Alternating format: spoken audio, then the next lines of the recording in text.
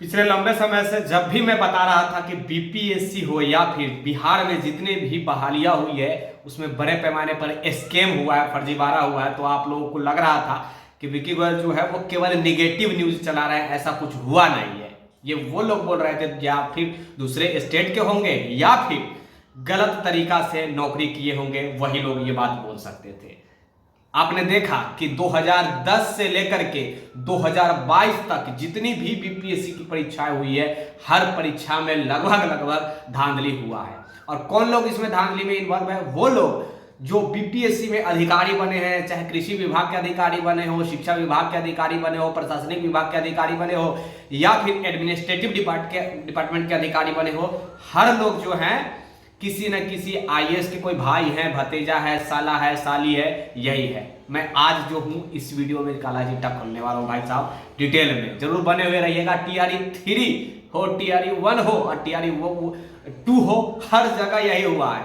अब अभी भी आप लोग में से कुछ लोग कहेंगे कि भाई साहब फिर से आप वही बात घुमाने के लिए आ गए, कहने के लिए आ गए जो और दिन आप बोलते आ रहे हैं। नहीं, आज हम थोड़ा बहुत एविडेंस भी आप लोगों को दिखाने वाले हैं। तमाम पेपर में भी आ गया भाई साहब, 2010 से लेकर के 2022 तक जितनी भी बीपीएससी की परीक्षाएं हुई हैं, हर परीक्षा में लगभग धांधली हुआ है।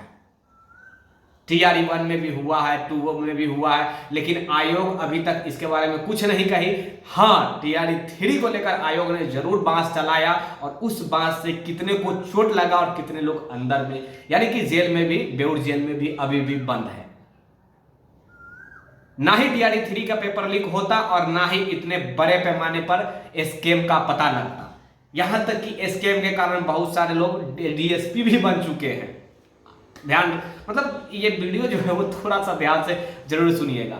जो लोग को लग रहा है कि भाई कुछ हुआ ही नहीं है बिहार में, जो है वो एकदम पारदर्शिता तरीका से मास्टर साहब बने हो, कलेक्टर साहब बने हो या डीएम साहब बने हो, सारे लोगों के बारे में बात करेंगे। मेरा नाम है विकी गोयल और आप देख रहे हैं द टाइम्स ऑफ भारत। खैर चलिए हम आते हैं।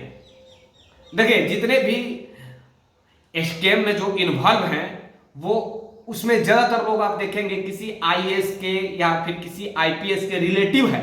कोई भाई है तो कोई साला है तो कोई साली है भाई साहब, तो कोई बहनोई है, मतलब कुछ भी रिलेटिव है, वही लोग इसमें इन्वॉल्व हैं।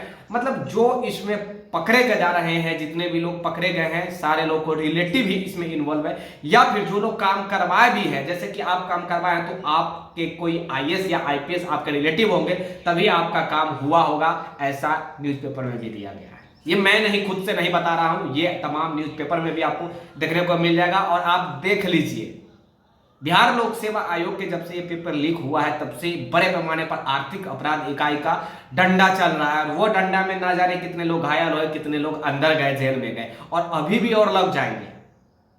अभी भी खुलासा, बड़ी बड़ी खुलासा हो सकती है। कहा जा रहा है कि इसमें और बड़े बड़े लोग फंस सकते हैं। जितने भी 2010 से लेकर अभी तक बीपीएससी द्वारा माफ कीजिएगा, शिक्षक नहीं, जितने भी एडमिनिस्ट्रेटिव एग्जाम क्वालिफाइड यानी कि public service commission exam qualified किए हैं, उसमें जिन पर भी शक हो रहा है उन लोगों को जो भी है स्पष्टीकरण मांगा गया है, उनका रोल नंबर मांगा जा रहा है, उनका डिटेल मांगा जा रहा है, उनका मोबाइल नंबर मांगा जा रहा है। क्यों? पूछताछ करने के लिए, ये केवल फुल गुलदस्ता देने के लिए नहीं।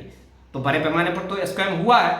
अब अभी भी आप कहिएगा भाई साहब कि कुछ हुआ ही नहीं है, बिहार है, बिहार में सब कुछ पारदर्शिता तरीका से हुआ है, क्योंकि बिहार में जो है ब्रिलियंट स्टूडेंट रहते हैं। वही ब्रिलियंट स्टूडेंट में से कुछ ऐसे ब्रिलियंट स्टूडेंट होते हैं जो गलत तरीका से नौकरी पा लेते हैं। ध्यान से सुनिए।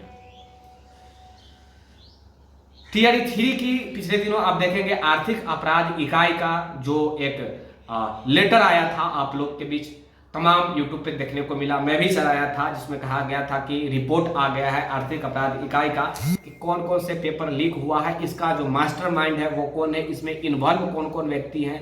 279 कैंडिडेटों को अभी तक के हिसाब से अरेस्ट किया गया है आर्थिक अपराध इकाई के अनुसार। उस वक्त लग रहा था कि ये एंड हो चुका है, आर्थिक अपराध इकाई की जांच अब नहीं होंगी। जितने भी लोग पकड़े गए हैं या जिनका नाम आ गया है, उनका क्या करना है, नहीं करना है, ये कोर्ट डिसीजन देगी, कोर्ट डिसाइड करेगी या फिर गवर्नमेंट डिसाइड करेगी क्या होगा, नहीं होगा। देखिए, आर्थिक अपराध इकाई की जांच खत्म नहीं हुआ है। ध्यान से सुनिएगा, ये खत्म नहीं हुआ है। चाहे बीपीएससी द्वारा कर्मचारी जो बीपीएससी पीसीएस यानी पब्लिक सर्विस कमीशन द्वारा जो कर्मचारी बने हैं, चाहे किसी भी प्रकार के अधिकारी बनो, किसी भी विभाग के हो, मैं उसके ऊपर बात नहीं कर रहा हूँ, चाहे 2010 से लेकर के 2022 तक जितने भी अधिकारी बने हो, जिनका संलिप्त नाम लग रहा है, उन लोगों से डिटेल मांगा जा रहा है, चाहे मोबाइल नंबर हो, रोल नंबर हो, माता का नाम, पिता का नाम, यानी कि डिटेल मांगा जा रहा है, मोबाइल नंबर तक मांगा जा रहा है। क्यों मांगा जा रहा है आप लोग भी समझ रहे होंगे।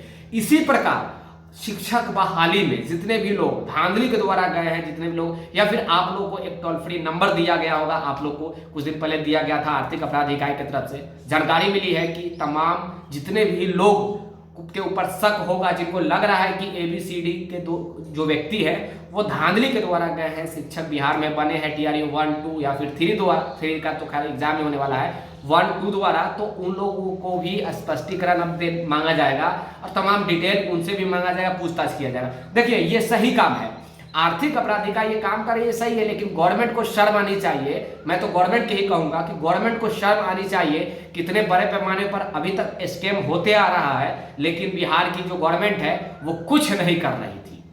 क्या कर रही थी?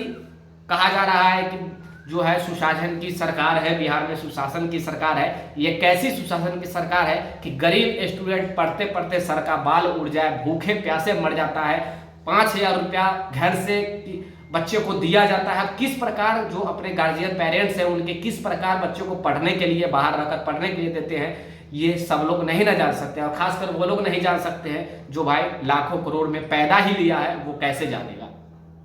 तो ये गवर्नमेंट की गलती है और आज खामियाजा भुगतना पड़ रहा है गरीब स्टूडेंट को, वंचित स्टूडेंट को, जो ईमानदारी पूर्वक पढ़ाई कर रहा है, जो ईमानदारी पूर्वक पढ़कर नौकरी लेना चाह रहा है, उन लोगों को खामियाजा भुगतना पड़ रहा है। ये गलत नीति के शिकार है, गलत नीति के शिकार गरीब स्टूडेंट ही होता है, ईमानदार स्टूडेंट ही होता है, फर्जी स्टूडेंट नहीं होता है भैया। फर्जी स्टूडेंट होता पहुंच, अगर आपके भी कोई रिलेटिव IAS IPS होते तो आप भी कहीं ना कहीं सेटिंग करवाकर नौकरी कर चुके होते। जो भी है टॉप लेवल के आप भी अधिकारी बन चुके होते, या फिर DSP बन चुके होते, या फिर SDM बन चुके होते, कृषि विभाग में हो, शिक्षा विभाग में हो, या फिर किसी भी विभाग में आप आला अधिकारी बन चुके होते। नहीं होता तो TRU 1 में मास्टर साहब तो जरूर बन गए होते। इस प्रकार तक की मतलब हद पार कर गई धांधली। दूसरे स्टेट वाले को हंसते हैं कि फलाना जगह धांधली हुआ, उत्तर प्रदेश में धांधली हुआ, उत्तर प्रदेश पुलिस में भी हुआ है, बिहार पुलिस में भी हुआ है। ये बात मैं नहीं, खुद स्वीकारा गया है। इसका मास्टरमाइंड कौन है? पिछले दिनों हमने बताया था आप लोगों को इसका मास्टरमाइंड कौन है, जो बड़े पैमाने पर स्कैम हुआ है। इस स्कैम का मास्टरमाइंड कौन है ये बात भी आप लोग जानते हैं, लेकिन नहीं, गवर्नमेंट अभी तक कान में भाई तेल डालकर सोई हुई है। जो करेगा आर्थिक अपराध इकाई करेगा। एक समय ऐसा आएगा कि आर्थिक अपराध इकाई को कहा जाएगा कि ठीक है, आप जितना हो गया उसको रहने दीजिए, आप छोड़ दीजिए, यही कहा जाएगा। क्यों कहा जाएगा? क्योंकि जब बड़े मछली का इसमें नाम आएगा, मंत्री जी का नाम आना स्टार्ट हो जाएगा। अभी तक तो एक नॉर्मल व्यक्ति का ही नाम आ रहा था, उसके बाद कहा जा रहा है कि IAS IPS का भी इसमें इन्वॉल्व है, SDM DM और उसके बाद DSP का इन्वॉल्व है। मतलब मैं कह सकता हूं कि गजेस्टेड ऑफिसर भी इसमें इन्वॉल्व है। लेकिन जैसे ही मंत्री जी का नाम आएगा, पता चलेगा, कहा जाएगा कि भाई साहब आर्थिक अपराध इकाई जी आप जो है जांच को रोक दीजिए। देखिए ये जरूर एक प्रेशर एक समय आएगा, आपको दिया जाएगा आर्थिक अपराध इकाई को ऊपर, या फिर किसी भी एजेंसी के ऊपर प्रशासनिक में कह रहा हूं, राजनीतिक प्रेशर दिया ही जाता है और फिर से दिया जाएगा। आप देख लीजिएगा, जो लोग अभी तक कह रहा था कि कुछ नहीं हुआ है, हमको शर्म आनी चाहिए। तुम चुल्लू भर पानी में डूब मरो। जो कह रहा था कि विक्की गोयल जो है केवल ये फर्जीवाड़ा स्कैम को लेकर दिखलाता है, क्या मैं दिखलाऊं? नाच जाकर दिखलाऊं स्टेज शो जहां जहां हो रहा है पूरे पटना में। कहीं ना कहीं प्रत्येक दिन किसी न किसी प्रकार के स्टेज शो होते ही रहता है, कहीं ना कहीं किसी न किसी प्रकार के फंक्शन होते ही रहता है। क्या मैं फंक्शन में जाकर तुम्हारे लिए दिखलाऊं, वो नाच दिखलाऊं, स्टेज शो दिखलाऊं?